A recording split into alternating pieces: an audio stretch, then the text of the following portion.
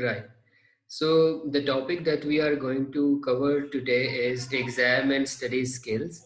Is exam and study skills primarily prepares you for not only to conduct yourself as an effective and efficient student, but rather um, it also helps you in surviving well on the exam day. So the topic has three major elements. One, how to study smartly. Second, how to deal different subjects. And third, how to deal with the objective type questions and how to deal with essay type questions. So the exam can be divided into two different parts. One, the objective type questions, and the other one is essay type questions. So studying smarter primarily includes not only memorizing stuff, but to know the application of the concepts that you are studying as well. Some of the other strategies that include in studying smart is changing your strategies accordingly. I mean, depending upon the subject that is at hand, you devise your strategies accordingly. For example, in social sciences and humanities, you sometimes need to look at the bigger picture of the ideas. Merely looking into information and key construct is not enough. Whereas in sciences, you sometimes have to deal with the concepts that require concept maps, or you can call them concept cards as well. So the formulas, the key constructs, you guys keep them with you in order to keep a track of previous learning. Because in sciences, usually the concepts are developed based on the previous concepts. So if you skip something, it becomes harder to catch up in the coming lectures. So that is why we recommend you to keep a track of your learning while you are dealing with sciences. Whereas in humanities and social sciences, sometimes the concepts are standalone. Even if you miss something, it's relatively easier to catch up. And another thing is that is very pertinent to subjects like literature, that we recommend you to take notes on the margins, be more critical, and mark important passages. These strategies might appear on the surface very simplistic in nature, but you all have your own strategies as well. So it's just not a definite version of how you should be studying these subjects. Rather, it's just one of the ways that you can adopt, or instead adapt to suit your study objectives. Moving onwards, we want to talk about taking objective exams. So objective exams are of two types. One is memory level questions, where you need to memorize things. Second are higher level questions. Higher level questions are those questions where you have to analyze information, synthesize information, and apply the information. Whereas memory level questions are those questions where you just have to sometimes rely on rote learning, where there is lesser reliance on critical evaluation of the content. So a listen up strategy is that monitor your senses. Spending time is not equal to learning. So you may be spending like 2 3 hours studying a subject, but that does not translate into your learning. So if you are not mentally present and focusing on the content at hand, so it might not translate into um, what you guys are doing. So on the exam day, then there are certain strategies that you need to follow. Reach in the classroom well before time. Do the easy questions first.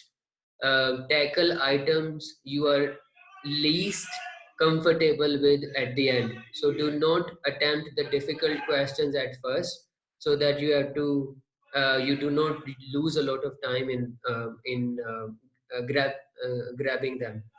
So the next thing is calm yourself.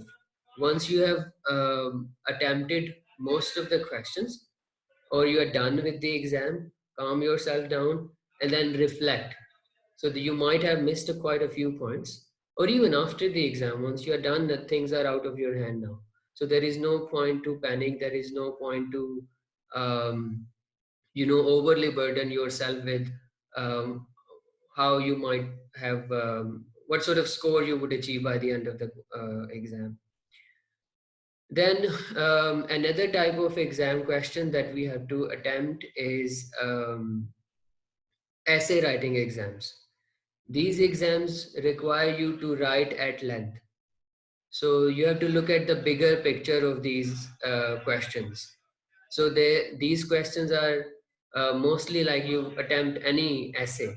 So there is a proper introduction, then there are body paragraphs, and then there is a conclusion.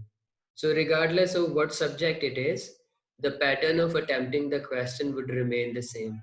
That you first write about introduction, then you write about some body paragraphs. So the key construct that you have mentioned in your introduction, you will develop them in your body paragraph one by one, and eventually move towards the conclusion.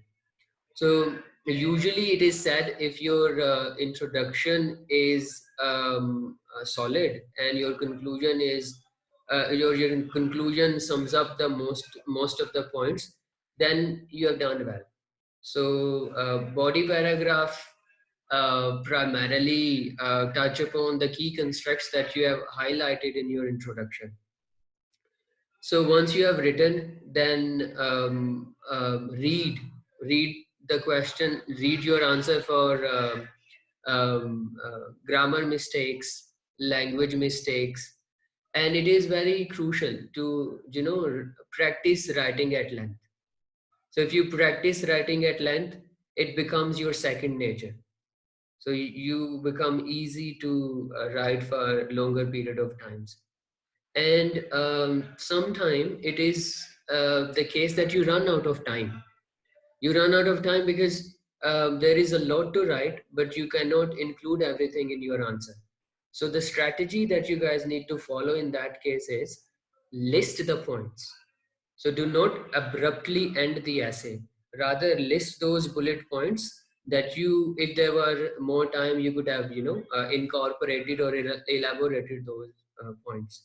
So these bullet points will make examiner realize that you have more content to write, but it's just out of because you just do not have enough time. So this will go to your credit. Then some of the strategies that students usually miss in writing um, essays, essay questions are that they are overly descriptive. So what you need to do is, whenever there is a question statement in front of you, try analyzing the statement. Does it require definition? Does it require description, analysis, synthesis, comparison? So you need to read the question very carefully. Having enough information is not the ultimate thing. You might have prepared the questions well, but the examiner requires you to tailor your answers in a way that it addresses the requirements of the question. So if it requires you to compare, you should compare. If it requires you to contrast, you should contrast. If it requires you to write a critical analysis of something, you have to do that. So just listing points down or pouring stuff on the sheet is not enough. And these strategies are not hard to practice. All you need to do is be little more conscious about these strategies. And I'm sure some of these strategies are not new to you. You already know them. So by the end of today's session, once this document that I've prepared for you guys comes to you, I recommend that you guys add your strategies into it. So the final assignment requires you to reflect on the strategies that you are following already, and what strategies resonate well with the ones that are mentioned here. What strategies resonate well with your learning style. So I'm going to stop here because we're running out of time. Um,